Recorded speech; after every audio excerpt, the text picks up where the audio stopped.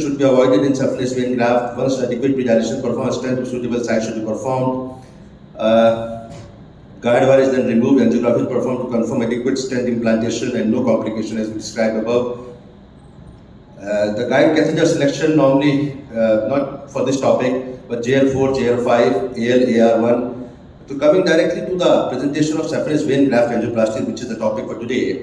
Why saphenous vein graft intervention is required? The background. Recurrent angina is common in post-bypass patients. Very important slide.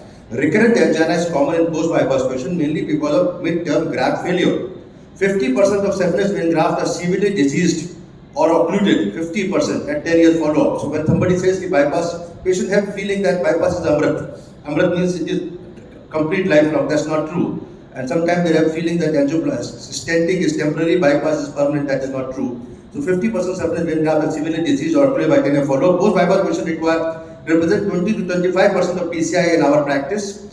At least one saphenous vein graft and 1/3 of these. The treatment of disease saphenous vein graft represents specific challenges to the interventional cardiologist. Patients are older, sicker than native coronary intervention. Complications including restenosis and distal embolization are more frequent. These are actually some challenges. If you see the saphenous vein graft intervention versus native intervention, the overall MACE rate and hospitalization and death is more as compared to the native graft intervention. This is how you look upon the graft which is diseased and has a clotting, a thrombus or degenerative grafting. This is not atherosclerosis, the degeneration of the saphenous vein graft. This is different. Degeneration, I would be rather everywhere. Marked graft degeneration with osteal and shaft stenosis is a common phenomena which happens after 5 years of bypass surgery. So the differences between the native and graft disease is normally native CAD, that means RCA stenosis or lady stenosis or circumference stenosis is related to focal, thick, fibrous scraps, lipid elements, and lesion may be stable for years. The very important thing is the lesions highly unstable and progress rapidly in total occlusion in saphenous vein graft. Once you have discovered that there is a graft stenosis, it has to be actually treated. Otherwise, this patient would go and have a severe unstable angina if that graft is supplying a large area territory of myocardium. So challenges are restenosis, distal embolization, number 2, and that's why there's a need for roll-up protection devices and disease progression and graft occlusion. So I'll take every challenge, each challenge one by one. What to do? Stenting for saphenous vein graft disease, the same trial, because whenever you start stenting any new thing, because when the stent was discovered by our friend Dr. Ulrich Sigurd in 1987, it was randomized for native coronary arteries. It was not randomized for saphenous vein graft. So the few trials which came up later on in 1997. In fact, randomization of the stent versus angioplasty was done in 1993 with Benny stent trial. With 1997, there was few trials which proved the efficacy of stenting versus plain balloon angioplasty by research registry. These are the only randomized clinical trials which was SMG, and they confirmed that SCS means cerumeless eloting stent led to marked reduction in angiographic stenosis and MACE. So the stent had made an important impact, and that was confirmed by few trials.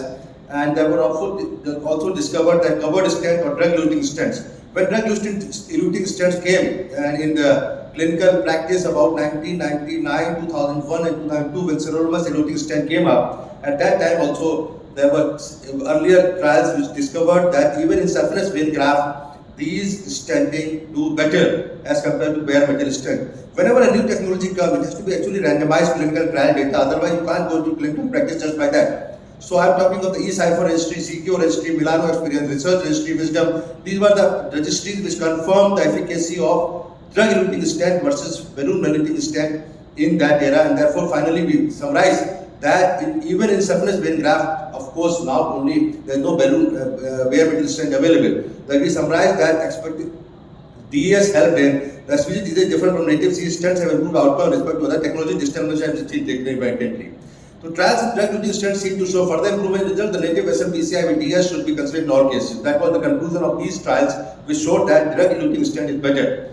So at that time, now the second challenge, this more important challenge for any interventional cardiologist is distal embolization. Whenever you put a wire, you put a balloon, and then the whatever material is there at the disease site embolize, and there is no reflow. When there is no reflow, you can't put even a stent because there has to be. This is very important, and this is very important complication which can happen, and therefore interventional cardiologists should be completely aware of this and how to prevent. I will let you know. So distal embolization lead to slow flow, no reflow, increased non-QMI, increased major adverse cardiovascular event, the rise in CKMB. It's almost something like acute heart attack which has happened. So despite stenting, CKMB rise prediction of mortality. You put a stent, there's no reflow. So there's nothing, you have not achieved anything. In fact, you have worsened the whole case. So it's GP2B inhibitors did not do any much. The protection devices were discovered at that time, and the protection devices, they protect the embolization of the graft material distally, and therefore no reflow is prevented. So distal devices, protection devices, there are many percussor, which is a distal protection device. It's not an interventional cardiology session, so I'm not going to details about these, how these are, but these are very tricky things which can be used during the time of angioplasty whenever you plan it. So I'll directly conclude how to use this. This is balloon occlusion distal protection system. This is guiding catheter. This is the lesion here, and you have put a distal protection devices here. And then after protection device, this is the balloon which is protecting the distal embolization.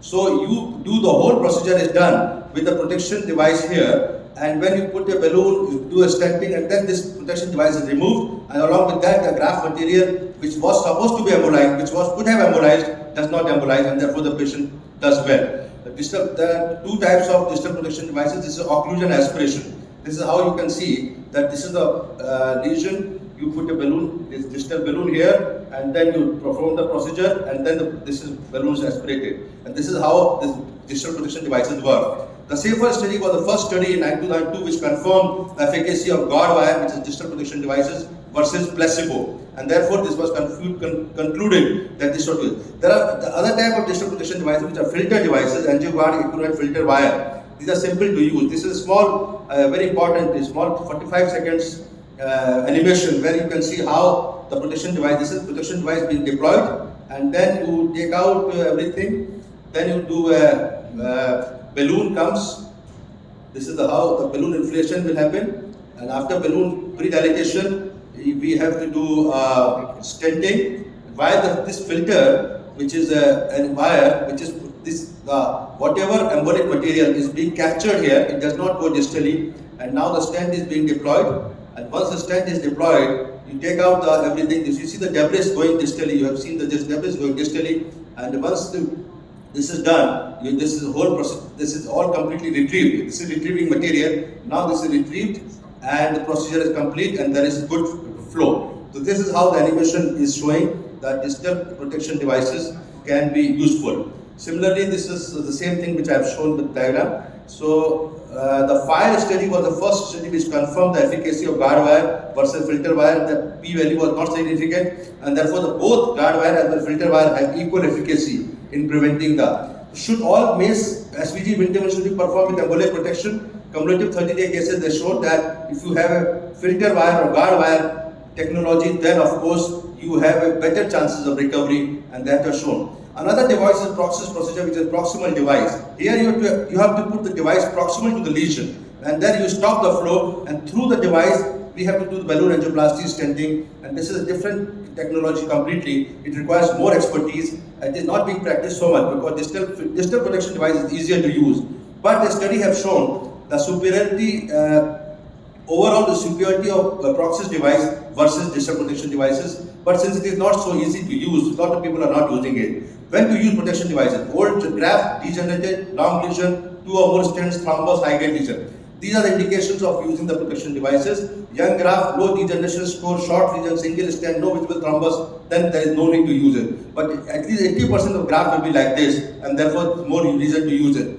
Coming into the last part of the challenge, which is distal progression and late graft occlusion, and that's an important challenge because you see, whenever you put a stent in the patient,